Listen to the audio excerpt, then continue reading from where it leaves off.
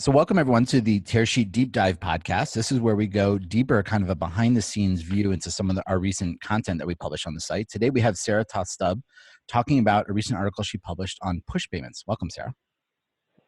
Thank you. Thank you for having me. So what are push payments, and maybe set the stage for us and understanding kind of why they're important right now in this stage of fintech? Okay, so basically push payments are using the credit card system in reverse. So usually with a credit card, someone's at a store or they order something online and they give the credit card information, or the card is swiped to the merchant, and then the merchant sort of pulls money off of the card or pulls money through the card. So push payments, it works in reverse, and the person who wants to make a purchase or pay their friend actually approves the sending of money to the details of the person that's receiving it. So it's sort of the credit card rails, as it were, working in reverse. And the reason this is important is because this is a system that is behind that's sort of the infrastructure behind a lot of fintech apps and a lot of payment apps like Square, PayPal, Venmo.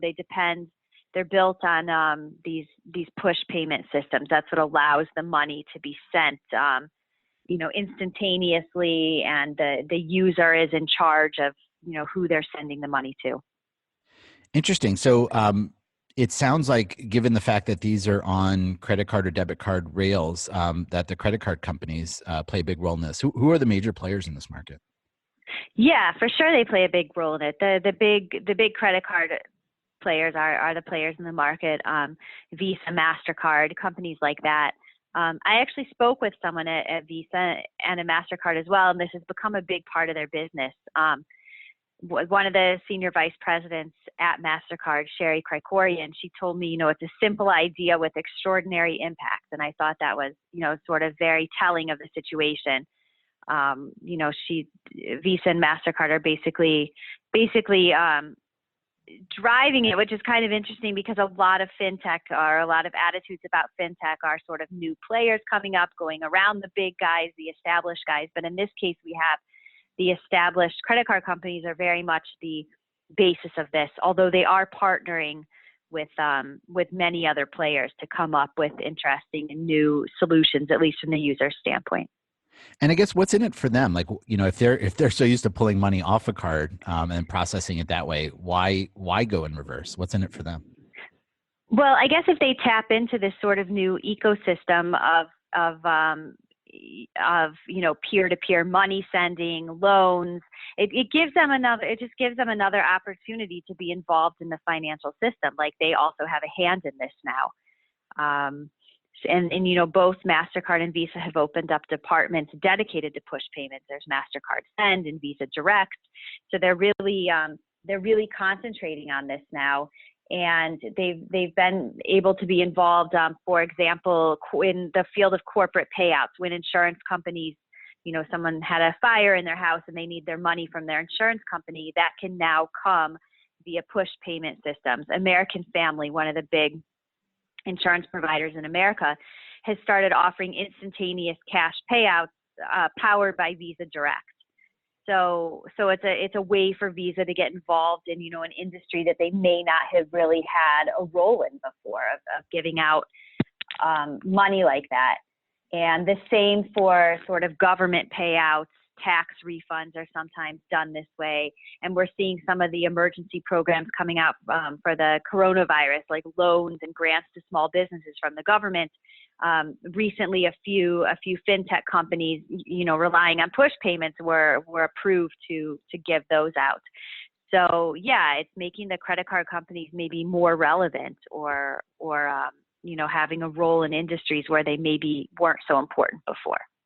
Yeah, it definitely sounds like the card companies are positioning themselves to touch money movement, no matter what direction it moves in, or where it goes. Right. Yeah, no, that's our goal. So what are they doing to expand the market? You mentioned they have their own divisions. Are they incentivizing the market, I guess, to build these applications into this technology into their applications? Right. Yeah. So they have these special divisions, which are often partnering with startups and other established companies to come up with new products, or things that look like new products. Like, for example, Uber partners with the credit card companies, and this allows the drivers to be able to get paid, I think, up to 5 times a day. Pretty much, after they have driven a few rides for passengers, they can then just receive the money right away. They don't have to wait till the end of the day or the end of the week or the end of the month. So that's, one example of partnerships with startup companies. And then also more established companies like MoneyGram and Western Union, which, are the giants known for money transfers across borders and also, domestically. They're also working with Visa Direct, and I believe also a bit with MasterCard to launch similar services so that, a customer can go to them, but they're able to sort of push the money using their platform onto the debit card or into the bank account of, basically anyone anywhere in the world. So you just gave us a few examples, and you alluded to sort of fintech's role in this growing ecosystem of push payments. I guess, can you give us a little bit more flavor of how fintechs are incorporating, at least strategically, this idea of being able to push money out towards their constituency? Like, how are fintechs? What role do they play in this ecosystem? So I think fintechs are sort of the ones who are thinking more maybe about the user experience and what customers and users want and how they want to be able to send and receive money. And sort of the push payment platform is something that's in the background that maybe the fintech isn't necessarily going to talk about, or it maybe wouldn't seem obvious that that's what they're doing from what their platform looks like. Does that make sense? That does. And maybe give us and I think a couple more examples. I think an interesting example of that is there's a technology that's come up that's called request to pay. And basically someone can send an email or text message asking their friend or their client, you owe me $200 for this service, or you owe me, $50 from dinner last night, whatever it is. And they can just send a mobile message like that. And then the person can just click to send the money. So it's, that's something that's very convenient, very tech savvy looking. But at the end of the day, it's sort of Visa and Mastercard and their payment rails that are behind that. So sort of fintech companies are building out new apps and new technology to take advantage of the system or to use that system. So they don't have to worry about, actually building the rails that the money is traveling on. That's already there, but they're building sort of the user interface for making that very easy and very convenient and secure to use. Got it. That makes a lot of sense. One thing, Sara, you mentioned sort of coronavirus and what's happening now.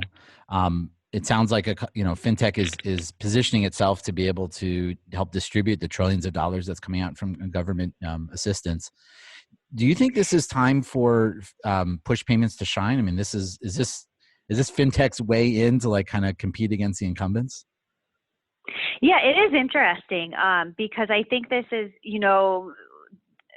I think that this is the first time that the government is working with companies like PayPal and other fintechs to help distribute payouts and other money. So it's sort of putting them in the same category or the same line as the big banks. So that's interesting. Another related point to the coronavirus and fintech is I was just looking over a survey from a company called Litico, which is based in New York as well as Israel, and sort of a company with a platform to verify identity, enable e-signatures, things like that. It's used by a lot of people that make car loans and similar things. And they took a survey, and they found that 49% of the people they surveyed would not take a bank loan right now if it required them to actually enter a bank out of fears of being exposed to the coronavirus. And they also found that 63% of people say that they're now more inclined to try a new app or digital banking app or a new website in order to deal with financial matters. So I think that speaks to the fact that, there may be a growing role or a growing awareness of different ways, including push payments to send and to deal with money. So it could be a moment for the industry to get more attention. But on the other hand, how well the industry will or won't do, I think is still a question, because maybe we haven't felt all of the effects yet, but with such massive disruptions to the economy, a lot of people being unemployed, I imagine that this probably will, if it hasn't yet, hit consumer spending. And so people, business may slow down, or business probably, obviously has slowed down in many ways. So, even though there may be more awareness, I think we're still going to see for a while a slump in spending. So that, on the negative side could also have an impact on some of these companies. Oh, I agree with that. I guess before we move on, I just want to ask another, follow-up question to that. So what's in it for the fintechs right now as they're positioning for government funds? I know they get, there's a processing fee, so there's revenue associated with distributing these funds. Is this a way for them to, to say, hey, listen, you don't have to go into a bank. You don't even have to call your bank. We have a digital solution. It works faster, better. Start using us now for this distribution. Are they thinking ahead, saying like, if somebody now uses the Square's Cash App to get these funds, they're now going to become like we're going to hook them into becoming users?